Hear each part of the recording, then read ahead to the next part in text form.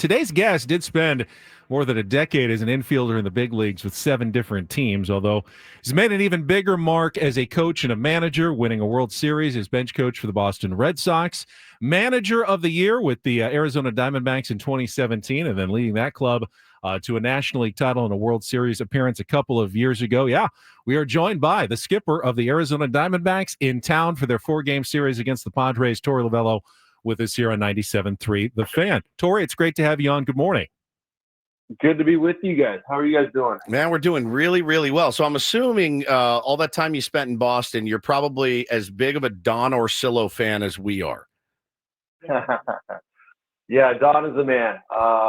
What's great is he comes down and visits just about every day for 5-10 minutes with me in my office here in San Diego. So always awesome to catch up with him. I don't think there's a better laugh in baseball, to be honest with you. Like, he starts chuckling, I'm like, it gets to me as well. Yeah, sure. He gets us going. So we spent about the first hour of our show talking about, boy, that would have been a tough game to lose last night. Of course, you had to take the short end of what was really a great, low-scoring baseball game. What was your perspective on the other side and the other dugout of last night's 1-0 game? Yeah, we felt the same way. We wanted to win that. And, we won the first game. We came here to close up the gap a little bit between us and the Padres. That's our main mindset. And for us to lose 1-0 is pretty tough pill to swallow. I'll tell you, if you and I were talking yesterday and we decided and figured out that the Padres were going to score 1 run, I would have said, perfect, we're going to win that game. We have a really, really good offense. We can put up points against anybody, but we couldn't, and we lost the game 1-0. Those are really tough games to take. But actually, in my core, I'm pitching in defense. So when something like that happens, you know that the boys are picking up the baseball, pitchers are putting it on the plate, and you're playing the game the way it's meant to be played. 2 incredible pitching performances last night. I mean, Merrill Kelly was almost as good as Nick Pivetta last night, pitched a little bit deeper into the game. And I got to imagine in the going over the hitters before the game, he said, yeah, Luis, he'll get a couple singles and we'll live with that. For him to turn on one, I mean, I was probably as surprised as you were. It was pretty incredible to see when it happens. Yeah, it was. Merrill was dotting it up pretty good. And the stuff came out sizzling. He had an extra day's rest between his last start and yesterday. And you got to throw the ball good here. You got to throw it where you want. You got to follow the game plan. The Padres are an unbelievable baseball team. They have some of the best players in the world on one team. So Luis Arias, I've seen him for a long time, right? He's been a thorn in our side for a couple of years since he's been with the Padres, but he can pepper the single to left field or up the middle as good as anybody. It's like he's taking batting practice, but he definitely had a plan. He got a 2-0 fastball, and it just shows how dynamic he is. You get it for power if he wanted to, but I think his idea is to get on base and set it up for the big boys. But yesterday was clearly a great moment for him. Torey Lovullo's with us, manager of the Diamondbacks, and we've wanted to have you on for a while. And then the incident with the heckler and Ketel Marte happened, and we talked about it on our show. And the way you handled that, we were so kind of impressed. Yeah. And I wanted to ask you, not specifically about, obviously there's going to be hecklers and idiots out there, but after spending so much time in big league dugouts as a player, a coach, and a manager, it's a locker room, it's a bunch of guys. To maintain your humanity the way that you do, kind of where does that come from? And how did you kind of handle that just as a person as opposed to just a manager or a mentor? Yeah, I appreciate that. My parents were unbelievable. They raised me with kindness and love in their hearts, and that's what I see. At the end of the day, we're all human beings. And I remember that every single day. I love being a baseball player. I love being the manager of the Arizona Diamondbacks. It's been a dream of mine to sit in the seat that I'm sitting in. I'll never take that for granted. And when we put on a uniform, we sign up for certain things. You sign up for those hecklers, those comments that are going to be made. And, we live with it. We live with it. It would be great if I could, go to somebody's office and scream at them for 45 minutes in their face and tell them that they're not doing a good job, right? But that's just not the nature of that type of a situation. And ours is, we're exposed to some unbelievable fans and then some not so unbelievable fans. And when they cross that line, and there is a line, when they cross that line and it becomes too personal, that's when I've got to protect the boys. That's when I got to protect myself, the team, the organization, and say, this has gone too far. Clearly, Cattell, I've known Cattell for 9 years. He's an unbelievable young man. He lost his mom while we were in Chicago in 2017, and here this heckler is talking directly to Cattell about his mom. And I know Cattell's body language so well that I could tell that he heard it, and something triggered him. And I could tell that he was uncomfortable and things just were not going well. So by the time I got out there and saw that he was in tears, that's where the dad part of me took over, and the protector took over.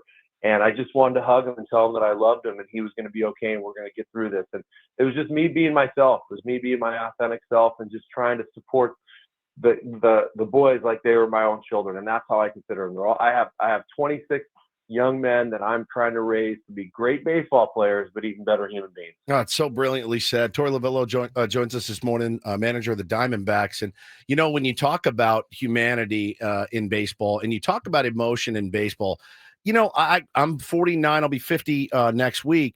And that's not how we saw athletes when I was younger, right? The guys coming up very stoic, afraid to show real emotion. And, you showed emotion in a batter's box, you'd get hit, and you showed, you flipped the bat, next guy was going to get hit. It was the game has certainly changed a lot. I think for the better when you have players talking openly about the struggles, mental health and whatnot. Torey, when you came up, you played for Sparky Anderson. Now, I saw Sparky from a distance, right? And I said, my God, he looks terrifying. What was he really like to play with? And what would he have done if he came out and you were standing there and you were in tears out there on the mound? What would Sparky Anderson have done for you?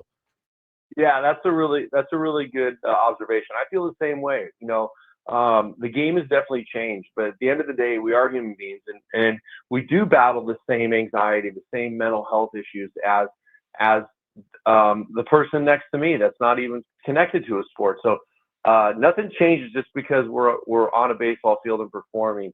And in fact, I think some of the insecurities show up in a bigger way when you are a baseball player, because things are evaluated and you're being seen by so many people that it's a little bit more of a challenge, and the game has changed, but specifically with Sparky Anderson, Sparky was a great mentor to me. He was like my father. He's like my baseball father. And I think he would have reacted in a very similar way. He was a protector. He was very gruff in all baseball, 24/7. It was baseball, baseball, baseball. But when you stepped out of the arena and you got into his office, it was more about life lessons and how you could love your parents, how you could love your siblings, how you could, love the people around you the way that they needed to be supported and given the attention. Don't just be a baseball player 24/7. Be a very upstanding young man. So if I was out there on the field and Sparky saw me struggling, I imagine in my core, I imagine that he would come up and said, "Are you okay? I love you, and I'm here to support you in any way possible." That's incredible.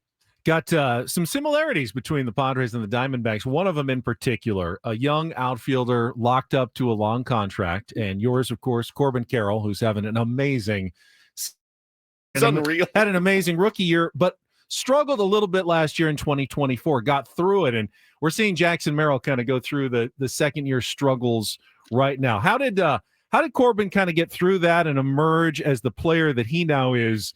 Amazing player on the other side in year number 3. Yeah, first of all, I want to talk about Jackson Merrill and compliment the Padres and AJ and how they drafted him and developed him and put him through the system. And he's a really, really good player. At the end of the day, he's doing fine. He's going to be just fine. And these are just normal growing pains that young players have to go through. This is a very tough level. I think what happened with Corbin last year is that the league made some adjustments to him. He was trying to counterpunch. He was just late to figure out how to pull that off, and he became very hyper focused on certain things that he probably didn't need to. And young players have young minds, and they go through young moments. And I think that was Corbin's stumbling block for the first couple months of the season last year. Is that okay? Well, I know I can't hit this pitch. Mike Trout can't hit this pitch. Aaron Judge can't hit this pitch. But I'm going to try to figure out how to hit every pitch in every zone. What we've talked about with him is just shrink the zone, go to your strength, stick to your strength, and work through the pitches that you can't hit a different way. And I think he got back to his strengths, and rather than focusing on limitations, young players try to have no limitations when they step on a baseball field, and that's just the championship mindset that Corbin Carroll has. He's unbelievable. I wish you guys would get a chance to see what I see and talk to him the way I get to talk to him. Like, he's just a different breed, and he wanted to be the perfect baseball player.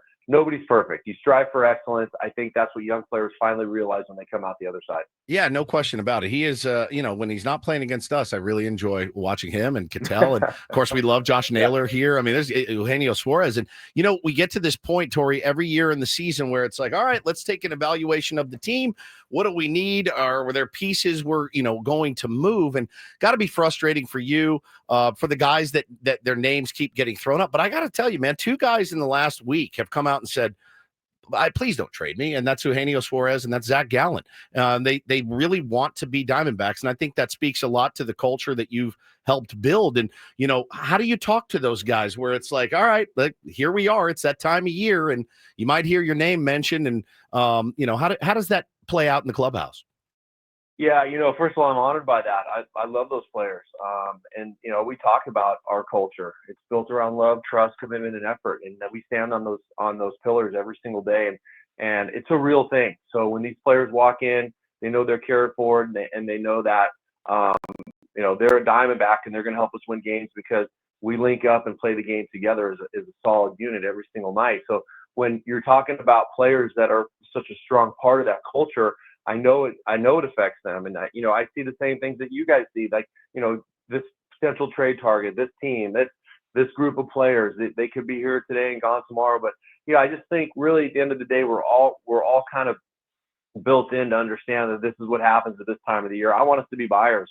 I'm every time our GM comes down and talks to me, I tell them that, no, we're going to be fine. You need to buy players. And this is my angle every single time, but it's just the nature of the beast. And I think they do a good job of blocking it out.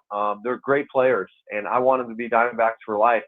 And the reality of it is, this is a very challenging time. This is a very challenging job that we all have, and people get pulled away from time to time. And if it happens, I'd be so happy for them. But I want them here as well. We got a lot of games we could potentially win, and I think they just go out there and block it out every single day at 6:40. Play between the white lines, give us everything that they can, and then we'll deal with tomorrow.